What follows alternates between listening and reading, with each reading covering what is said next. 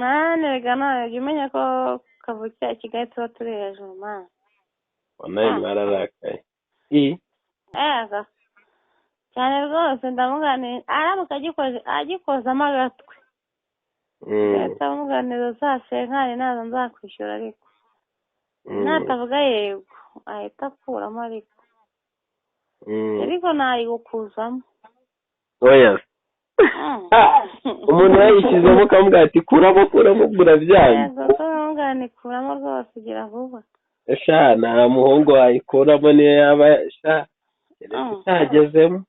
Atayikuramo se yaba ari gushyira mu cyanyina cyangwa cya mushiki we. Nayo yakura ariko se waba wayigejejemo ukajya gukuramo amenyo. Anje wallahi keretse ukibanye ukagifunga kwa kundi umuntu agifunga ikanga kwinjira. Ane nabyo bishobora bake. Gukuramo byanze nayikara icyo wayikuramo ariko nsaba n'imbabazi. Oya wanayikandiramo. Ubundi niwe bavuze sheri wanjye. Ukuntu ngewe buriya iyo wumva ko tugenzana neza nanjye sasa tugendana uburyo ubushakamo. Imbabarira umbwire buriya hari umuntu wigeze kurya nk'ituru ya buci y'ubuntu kabisa aguhenze nk'ubwenge kwe. Iyo ndya ituru y'ubuntu ya buci aguhenze nk'ubwenge kwera akayigukuramo za turu kabisa. Uyindiye guteye ubuntu mani. Sibye umusukara wa nyina rimwe nzakibagirwa nacyo. Ni ikigemura kitajambuye. Ni igitipe twarakoranaga. Noneho kwari ukuntu nawe ugwamo kubera tutacyanara. Umuhungu aba yagukunze mani nawe ukahita umukunda. Mwese muri gutekerezanya mani nk'ubu yamvugishije undi nawe wa mukobwa aribonyemere muri ibyo. Tipe ariko nawe uzamuhira asigaye nyina. Yindi yarikoda yayigukuyemo mu buryo cyakoze cy'abakobwa banga umuntu barya batabizi we batabishakaga we. Kumva nawe nibere muri dushe kwa kundi babonamye yegeye nko gufata nk'akantu kakanga ukuntu ngo wikure. Rutipe nanye numva ishyiremo inyuma yawe we. Agutunguye. Ariko njye najyaga koga rwose ku rugi sinirwa nanafunga. Ikaba yindya n'ubundi nabaga natunaye niho ngiye njya muri dushe simfunga. Noneho nunamye ndi gufata akagangaye mbarumva yinjiye. Yesu we. Bayara barabikurikiranye. Uhita ubyumvira he? Mu mutwe. Mu mutwe nta nubwo uba ufite imbaraga zo kuvuga ati we urinde. Reka umuntu wese yaguha ujya kumva ukumva iboro ugahita ubyakira nta n'ibyo kwira. Ntabwo ntari kumenya ko ari we kuko nta wundi muntu twari turi kumwe muri iyo nzu kuko nta wundi wari uri mu rugo. Ubundi nagombaga guhita mbimenya yuko ari we. Cyangwa se warakanuye ntabwo umuntu yapfa kugukora gito. Ndangije numva nyumviye mu mutwe. Waraye ndavuga noneho kambaye nanjye ariko nahise nkimutegera neza. Abanza urakimwumvisha OG. Uzi ko yo agipfukamishije ukuntu acyumvira nawe mu bwonko. Yakoze cyo doga ibiri mu kazi kabisa. Noneho ku bantu bafite inyo nk'izo zanyu kuri dogi uri kubona inyo nawe akajya yegura kumva ko kabisa akabona ko irimo neza fresh. Noneho zanzuye mbyibuka nyuma byarangiye n'ubundi. Nacyo ariko ni ikibaho.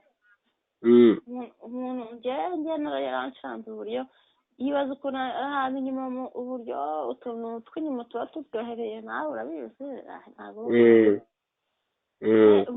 umuntu akurya k'inyuma mani iminota 50.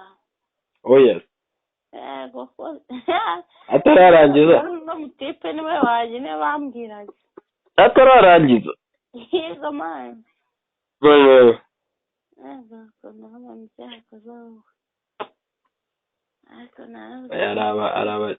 hari abajama bafite kima ariko wenda gaspo kurya ituru cyagiye uri kumwe na ba Sharon muvuye nta mwari muvuye muri arena mwasinze narakurebye wallahi cyagiye basinziriye mu ntebe avuga ati wera muryita wallahi nakanguka ndamubwira ko narindi mu biki ubu amamagariye polisi kweri ubu ndavuga ko narindi mu biki ndakureba umutima uranga umutima uranjye urongera urandya ariko rero mpamvu numva utuntu tunyikoreshwaho ariko nkagira ngo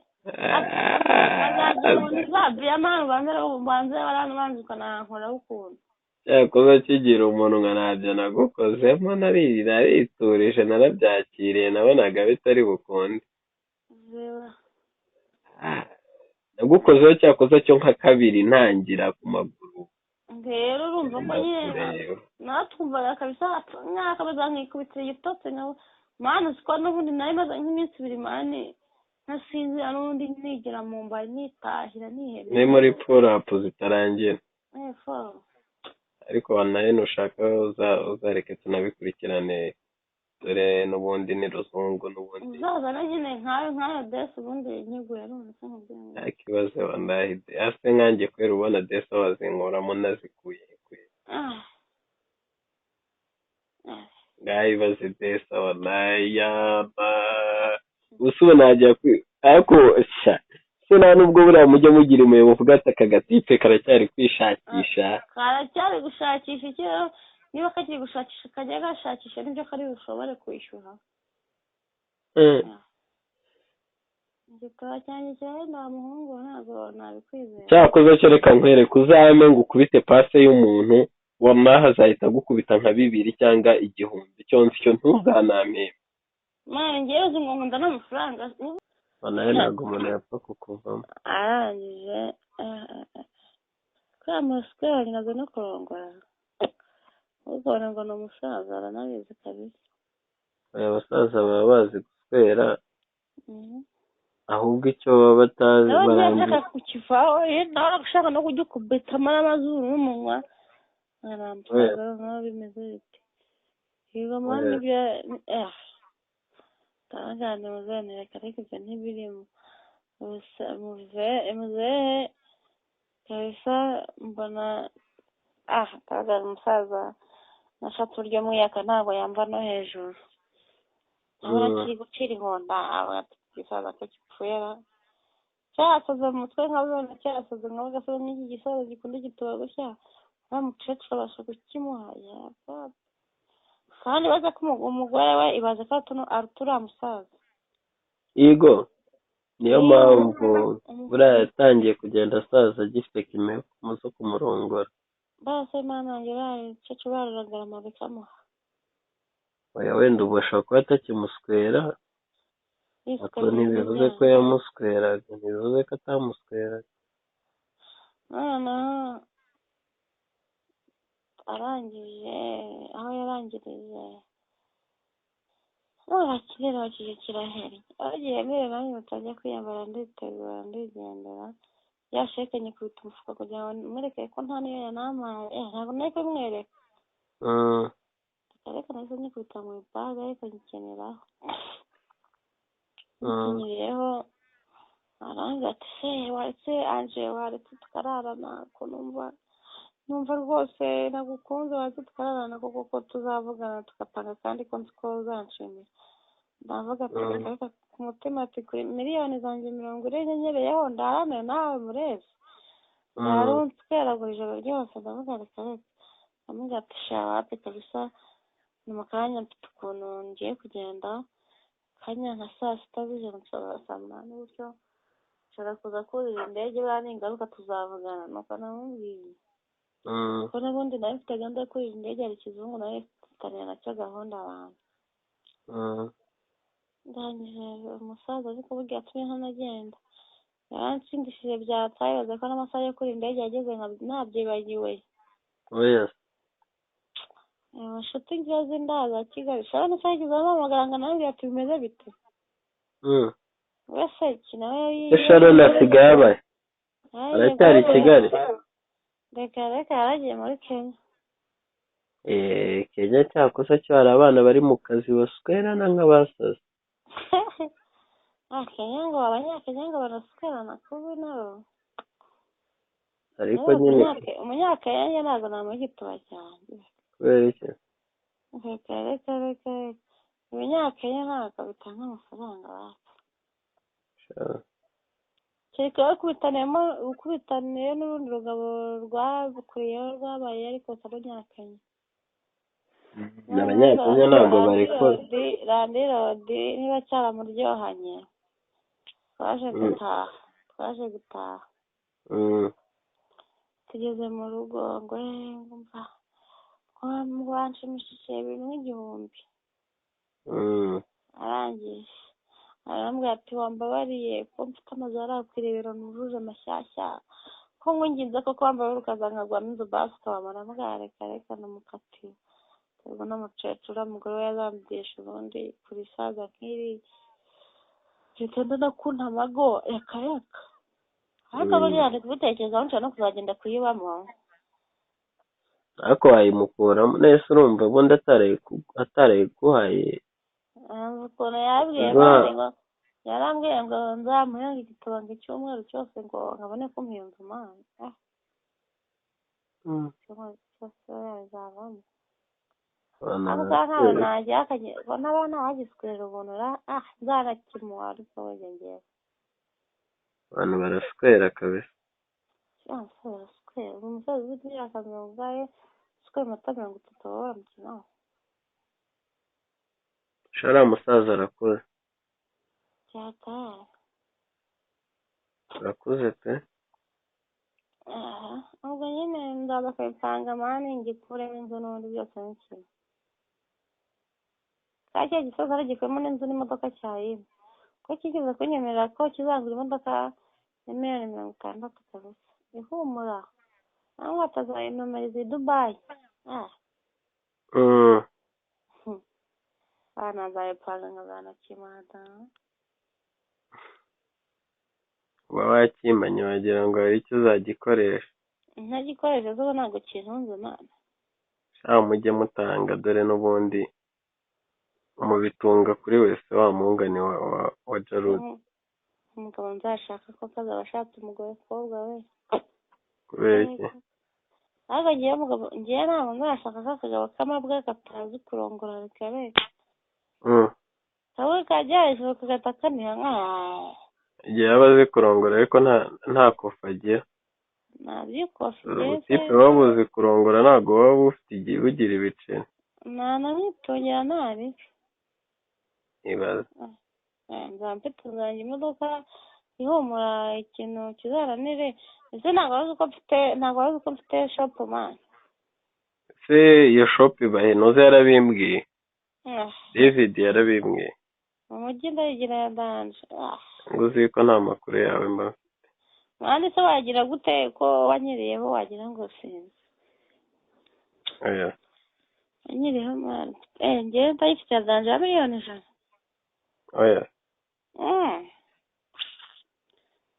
nese twarebye ukuntu tuduhuza muri iyi minsi tukareba ibyo ari byo tukajya no gusangira kamwe wana ibintu byinshi byo kumbwira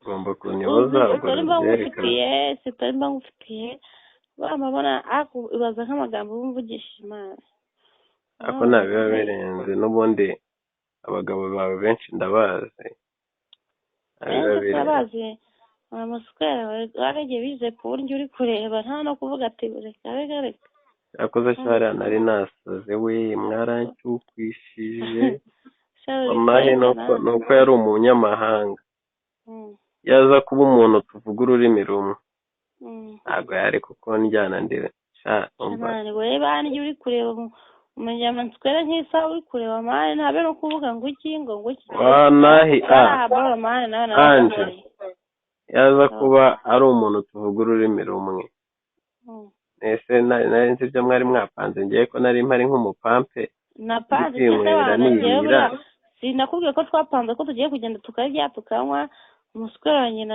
birangira nyina ndena oya ariko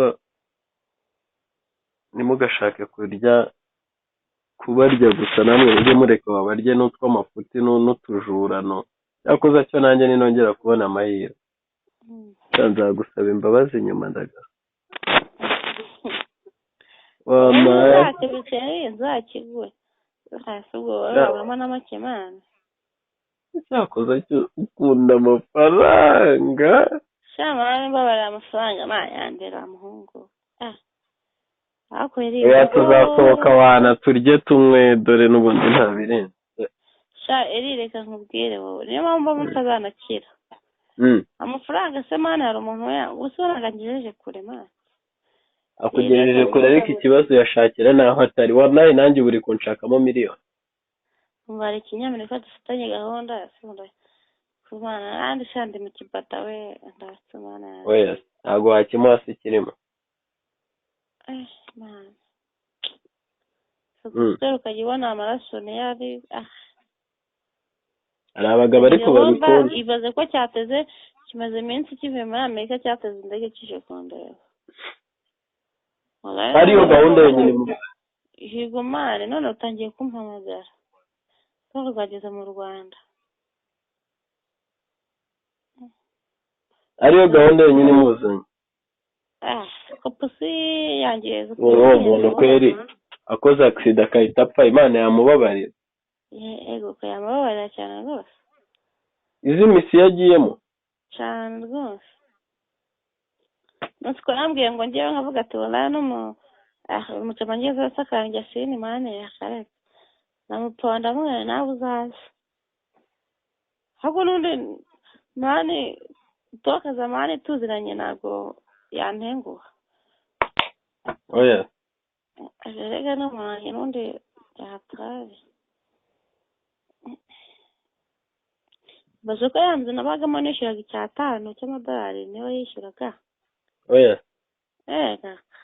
yakuza kiranze yari kubiye we ira yari hejuru ba yagiye nigeze kuhazana icyana yagiye kubakoze sho namubwiye ko ari iwanjye oya wampaye kugeza n'ubu ngubu ariko cyaranyimye ikigwagasi kugeza n'ubu ngubu azagituma kuvoma kugeza ese kukinyima wa musera urumva ari filime mwana rega ngere nkari ngende bufitanye ngo nta kukaramira abantu ari igihe mbande bano dufitanye nkaba nta kugaramira aya gasere kandi aricyo cyahita kikomeza ubushuti ntagera se gaswera ari wawe kandi ari nacyo cyahita gikomeza ubushuti ibintu bikaba munange shaka ibiciro bikeya basi nk'ijana cyangwa se ntari kuko ntabwo nakwizera mwana mbona utazi no kurongora nawe Imana izakubabarire nawe uzakijyane maze nzabe ndeba niba wamungana uzagituma kuvoma byibuze se urabizi ku buryo uyu muzungu nanankatira birumvikana nzaba mfite umushyuko watanze oya wanahi ninjye uno muzungu nankatira ku buryo uzampfura fresh ngewe ntihazagire undi muntu utekereza ndahari ndi stand by nta bya stand by ntabwo nkwizeye nanjye ubu ngiye kuba ndetse ibintu by'imiswera none yitegure wowe waba uri kuri gym kabisa kuko ngewe uriya musaza nuko ari umusaza ntabwo iminota 30 ngewe ari kumvamo oya shayiri ikimana ryo ngabanya ubugo ry'Imana asatse ko nkayigushagira mani igishugamo muri wajya werera amafaranga mani warakimpaye se ndacyanga umuswera ikibazo mubo utazi kurongora nicyo kibazo bafite ngewe ndabizi uzamumpe uzaze tubanze dukore practice urebe wompe ikintu uzi ukurikije n'imbaraga mfite wumvishije. umva hari urugore ruhora runsaba ngo pasi y'umwana ariko ngo uzi guswera kabisa ngo turimo akajyamo 80. Oya ni ikinyarwanda akareka toro 80 ni ikinyakenya ariko ku buryo tumarana nk'iminsi 3 urumva nibwo waba umaze kumukuraho amafaranga afatika ariko umva noneho kumweru kabisa we niyo umwemeje ariko kutakugura n'imodoka nta mikino mva nk'ibiceri uba uri kumbwira ubakuramo warangiza ukambwira ngo itoro 80 wamuswera nyine nawe mwavugana bitewe n'uburyo uyimuhaba none se niba uyigarukiza ku rusya we ujyanga guhe miliyoni zingahe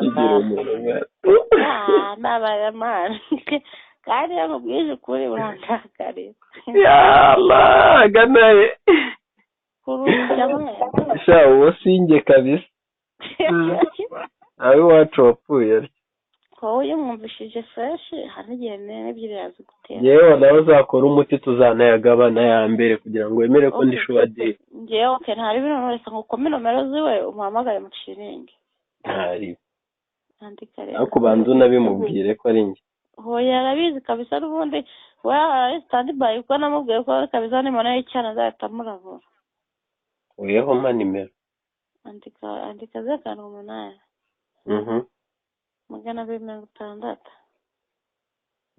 akanani kamwe agaba mu Rwanda ariko oya man 260 262 32